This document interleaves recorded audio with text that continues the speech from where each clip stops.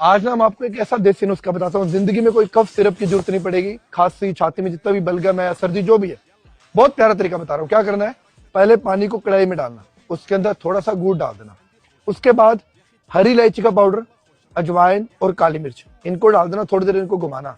फिर इसके बाद इसमें क्या डालना है, काला नमक और अदरक का पाउडर। अब इसको 3 से 5 मिनट इसको पका लेना। अब पकाने के बाद क्या करना है, आधा चम्मच सुबह गर्म पानी के साथ, आधा चम्मच रात को सोने से पहले।